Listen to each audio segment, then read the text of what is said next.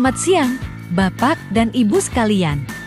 Hari ini, kita akan membahas mengenai pertolongan pertama bagi petani yang mengalami luka tertusuk. Sebagai petani, kita sering bekerja dengan alat-alat yang tajam seperti sabit, pisau, dan alat pertanian lainnya. Hal ini tentu meningkatkan risiko terkena luka akibat tertusuk benda asing dan dapat menyebabkan luka yang serius akibat tertusuk. Tidak hanya itu, seringkali kita tidak sadar bahwa di tanah terdapat benda tajam yang dapat melukai jika kita menginjaknya. Luka tertusuk mungkin tampak kecil, tetapi seringkali lebih dalam dari yang terlihat. Berbeda dengan luka sayatan yang cenderung lebih lebar dan mengeluarkan darah, luka tertusuk bisa menembus jaringan dalam tanpa banyak darah yang keluar. Luka tertusuk juga bisa berisiko menyebabkan infeksi atau bahkan perdarahan dalam, di mana hal tersebut bisa menyebabkan sakit parah, bahkan kematian. Oleh karena itu, meskipun tampak ringan, luka jenis ini tetap perlu ditangani dengan serius. Dan penting juga bagi kita untuk memahami penyebab umum luka tertusuk. Salah satunya adalah penggunaan alat pertanian yang tidak benar dan aman, sehingga hal tersebut dapat memperbesar risiko kecelakaan saat bekerja di ladang. Maka dari itu, sangat disarankan untuk selalu berhati-hati dalam menggunakan peralatan kerja. Untuk lebih jelasnya silahkan lihat video berikut ini. Aduh. Kenapa Pak kakinya? Ini Mbak, kaki saya tiba-tiba menusuk paku. Cabut aja kali Mbak ya. Kenapa Mbak? Kenapa? Kenapa sih luka tusuk itu nggak boleh dicabut sendiri? Jika ada benda asing seperti paku atau duri yang menancap di dalam luka, mencabutnya sendiri bisa memperparah kondisi.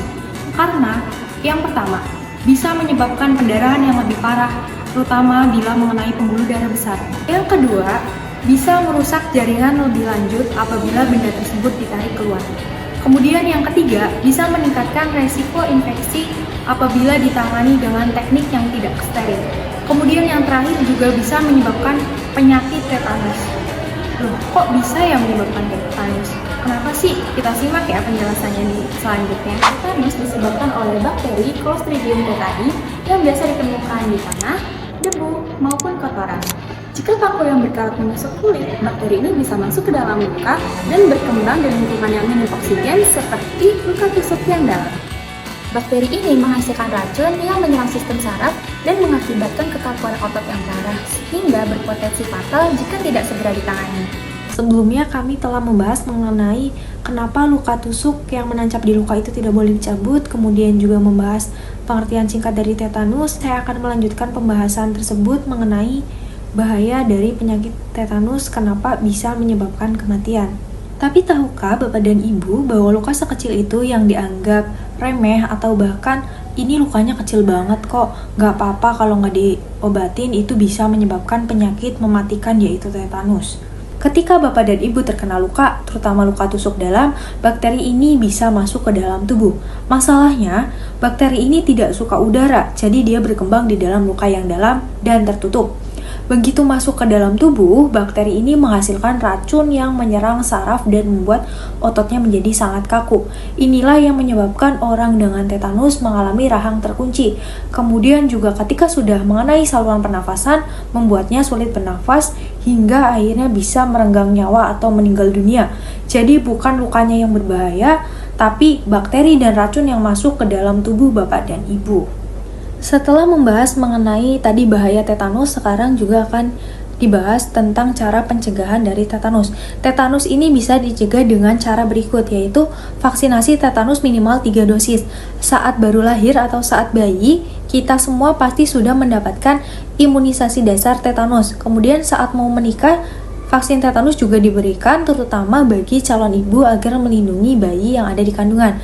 Nah, apabila Bapak dan Ibu belum pernah vaksin atau belum mencapai 3 dosis, maka segeralah pergi ke puskesmas atau rumah sakit untuk melengkapinya. Nah, kalau Bapak Ibu mengalami luka akibat benda tajam, segera ke dokter atau puskesmas untuk meminta vaksin tetanus. Nah, jika belum divaksin atau belum mencapai 3 dosis, maka bisa mintalah suntikan antitoksin atau suntikan serum HTIG.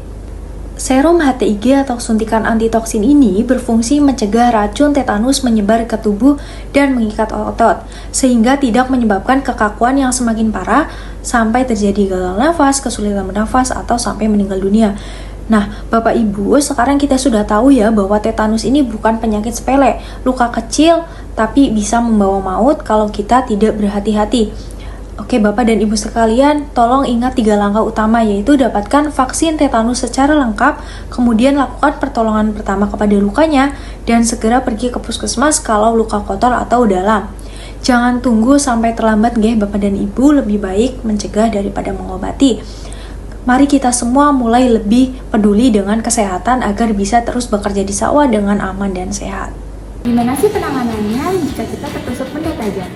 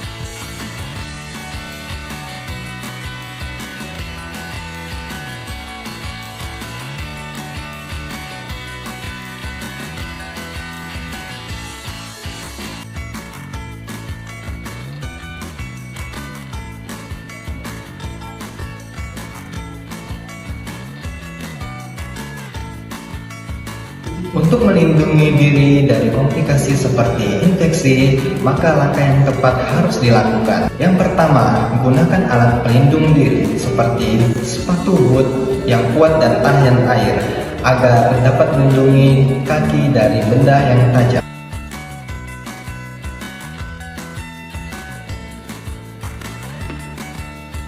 Yang kedua, ikuti petunjuk keamanan. Saat menggunakan alat pertanian yang tajam seperti parang ataupun sabit, pastikan alat tersebut dalam keadaan baik dan aman. Dan juga selalu memperhatikan teknik penggunaan alat yang benar dan aman agar dapat menghindari bahaya untuk diri kita maupun untuk orang lain.